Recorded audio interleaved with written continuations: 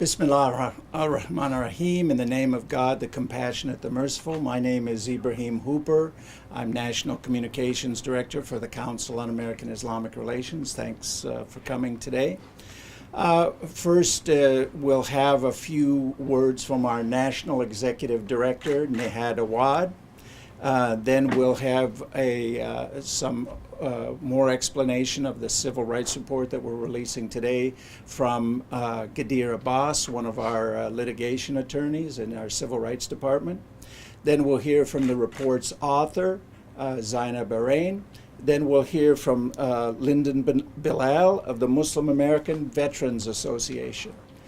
So first of all, Nihad Awad, CAIR National Executive Director. And if you can spell your name, please. Thank you, Ibrahim. Good morning, everyone. My name is Nihad Awad, Nihad Awad, the National Executive Director of CAIR, the Council on American Islamic Relations.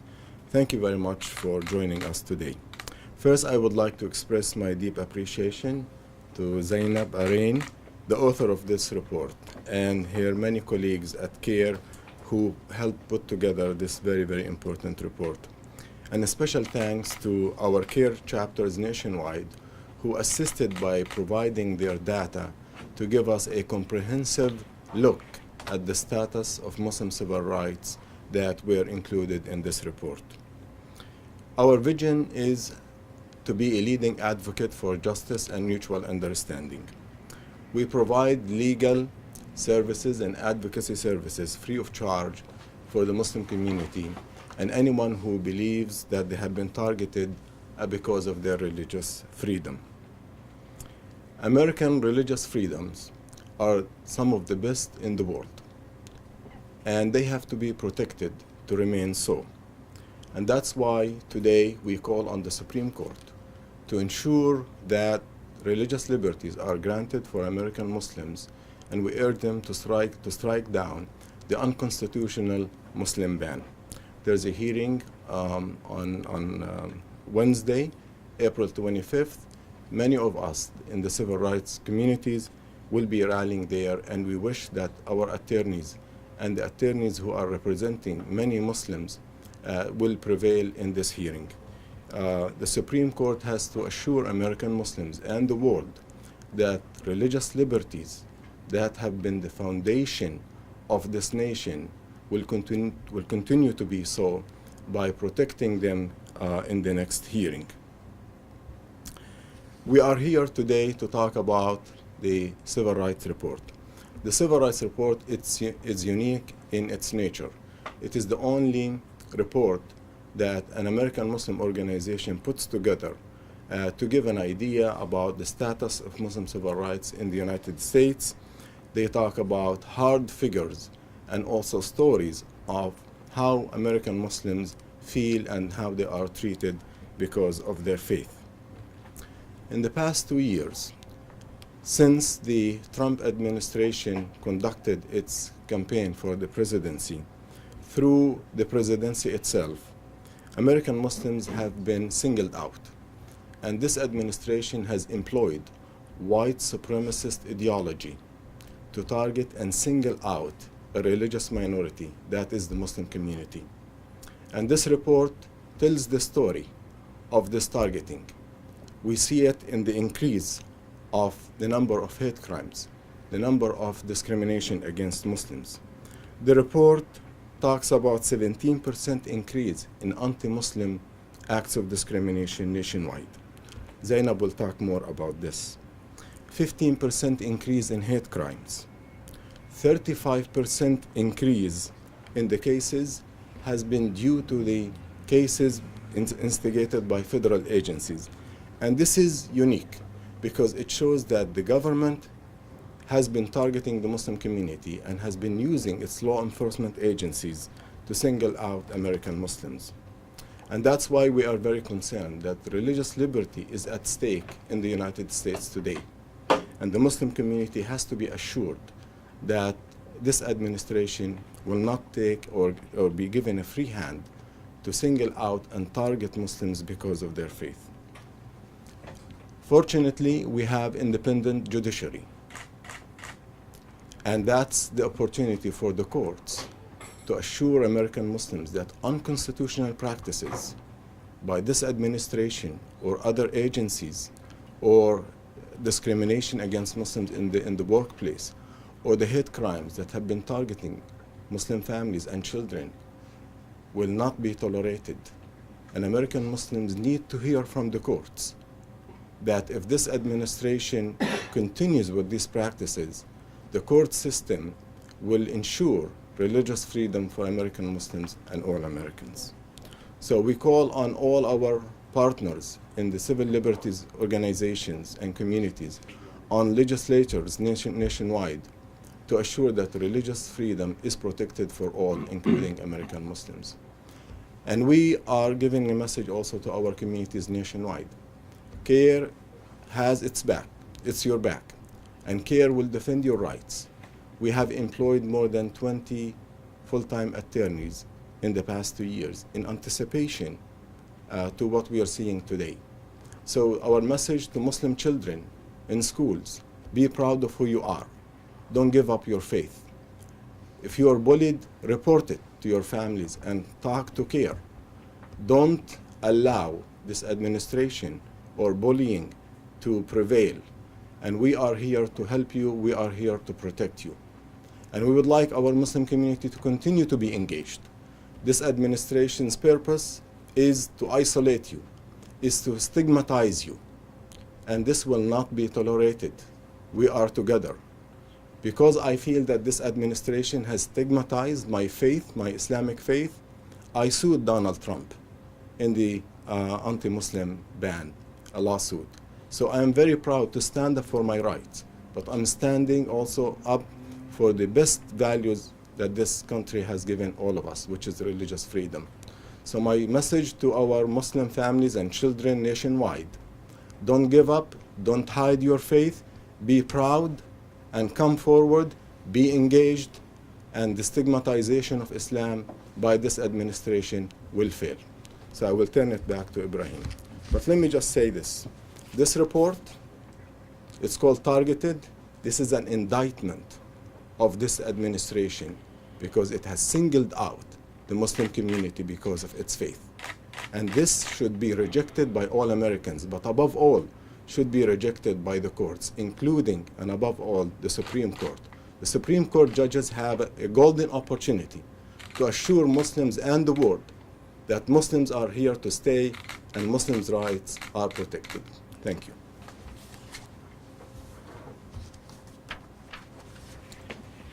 We have our speakers here today, but we also have in the audience groups in support. Here today in the audience is Gujari Singh, Media and Communications Manager for the Sikh American Legal Defense and Education Fund, and Kat Copeland, Senior Communications Manager for the Institute for Social Policy and Understanding.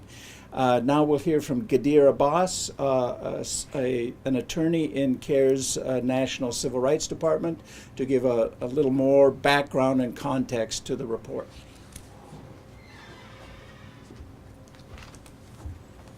Ghadir, G-A-D-E-I-R. The last name is Abbas, A-B-B-A-S. This report indicates that the Muslim ban has succeeded in its purpose of creating additional anti-Muslim sentiment in the United States. The Muslim ban's purpose was to foment animosity towards Islam and towards Muslims, and that is exactly what it has done. This report lays out in clear detail with numbers that there has been an increase in anti-Muslim incidents, there's been an increase in anti-Muslim hate crimes. It's not just the volume of anti-Muslim incidents that have increased, it's also their character. Anti-Muslim incidents throughout the United States have regularly referred to the exclusion of Muslims and the arrival of the Trump administration as encouraging signs in those that seek to marginalize Muslims and demonize Islam.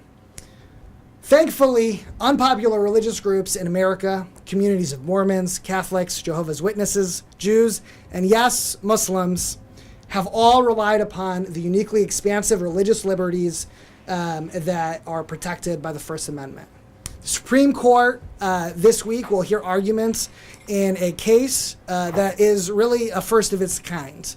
The president has wielded his authority in a way that's aimed at, calibrated towards, demonizing Islam and stigmatizing Muslims. And is there any doubt, does anybody question that the desire of the Trump administration to create some type of law that excludes Muslims from America was based in the animosity that this Trump administration reminds us of frequently? The Supreme Court later this week will have the opportunity to stand where other Supreme Courts have stood before, on the side of religious liberty, and to ensure that the Muslim community is able to practice its faith without fear that the President of the United States will seek to use his authority to stigmatize our community.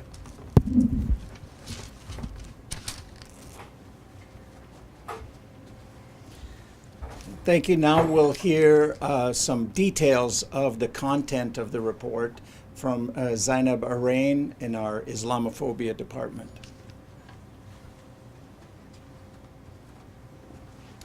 Thank you, Gadir, and good morning, everyone. My name is Zainab Arain, Z-A-I-N-A-B-A-R-A-I-N. Before going into the key findings, I would like to thank all of those whose hard work enabled this report. Today we are releasing CAIR's 2018 Civil Rights Report titled Targeted. Several CAIR offices across the nation will also be releasing the findings of this report today. CAIR's 2018 Civil Rights Report provides evidence that the Trump administration's efforts to ban Muslims has stigmatized American Muslims and resulted in more anti-Muslim hate and violence across the country. The Supreme Court of the United States is trying to see if there is evidence that the Muslim ban contributed to animus towards Muslims. We are here to highlight this evidence found in CAIR's 2018 Civil Rights Report. The Supreme Court must strike down the unconstitutional Muslim ban. It must send the message that the promise of the Constitution will remain true for future generations. Never before in our nation's history have reported anti-Muslim hate crimes been as high in number as in 2017. Throughout 2017, CAIR offices nationwide received almost daily reports of incidents targeting an American who is Muslim or perceived to be Muslim. Dozens of Americans were shot, severely beaten, or killed. In most hate incidents, the perpetrators expressed the same anti-Muslim slurs repeated daily in mainstream media headlines and often by candidates and politicians. In the report, the section titled Invoking Trump, Provoking Fear, the Unprecedented Nature of the 45th President as a Symbol of Hate, we see evidence that the 45th President's brazen display of animosity and prejudice has emboldened those seeking to express their bias and made the very word Trump an encapsulating and potent symbol of wide-ranging racial and religious animus. Both adults and children have begun to use Trump to taunt and harass strangers, colleagues, and classmates. An American Muslim child was insulted with a slur at school and told that Trump was going to kick out the terrorists like him because all they did was bomb. Vandals spray painted Trump #1, Whites Only USA, and Whites #1 on benches and a fence surrounding Salem State University baseball field. Let that sink in. People are invoking the name of a sitting American president, the highest executive office in the nation, as a symbol of hatred and prejudice to inspire fear in racial and religious minorities. This is unprecedented in American history. Multiple sections of this report provide metrics and data showing the increase in anti-Muslim sentiment caused by the unconstitutional Muslim ban. Here are the key findings of our 2018 Civil Rights Report. 1. Islamophobic bias continues its trend toward increasing violence. In 2017, CAIR recorded a 17% increase in anti-Muslim bias incidents over 2016. In the same time period, We noted a 15% increase in hate crimes targeting American Muslims, including children, youth, and families. 2. Federal government agencies instigated the single greatest number of anti-Muslim bias incidents at 919. This is 35% of the total number of bias incidents recorded by CAIR in 2017. And it is a 70% increase as compared to the number of government agency instigated incidents in 2016. Of these, we documented that 464 were related to the anti-Muslim Muslim ban. 3.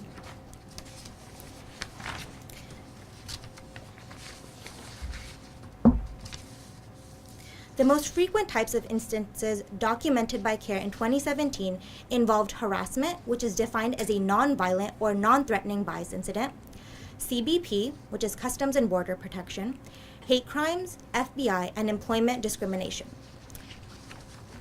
4. The most prevalent triggers of anti-Muslim bias incidents documented by CAIR in 2017 were the victim's perceived national origin or ethnicity, a headscarf, the unconstitutional Muslim ban, and everyday activities. 5. The most common locations of anti-Muslim bias incidents documented by CAIR in 2017 were at an air, bus, or train terminal, a place of residence, a commercial building, a school, and highways and streets. As you can see, American Muslims are being targeted in ever-increasing numbers. It is critical that the freedom to practice religion, as it is enshrined in our Constitution, is protected. And for that, the Supreme Court must strike down the unconstitutional Muslim ban. Thank you.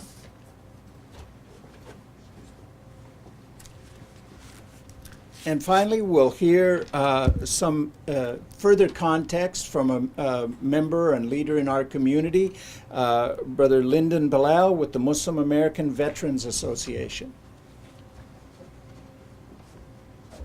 Good morning. My name is Lyndon Bilal, spelled Lyndon, last name Bilal, pronounced Bilal, and I am the National Commander of the Muslim American Veterans Association.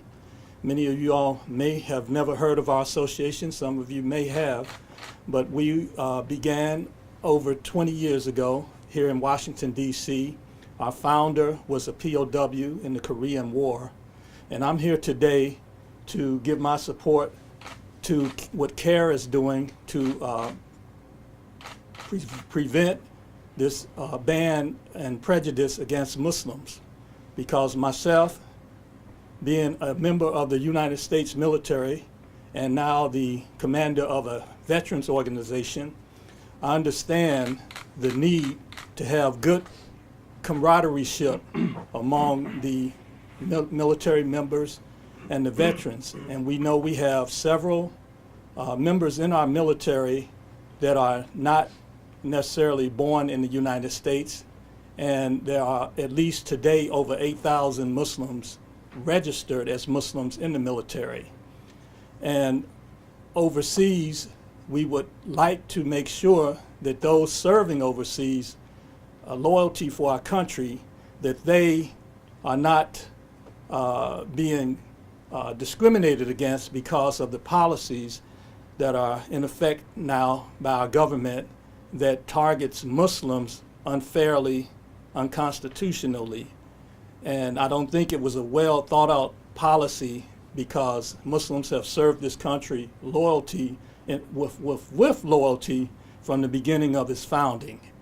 And we definitely will continue that service and striving to make America better and keep it great. Thank you.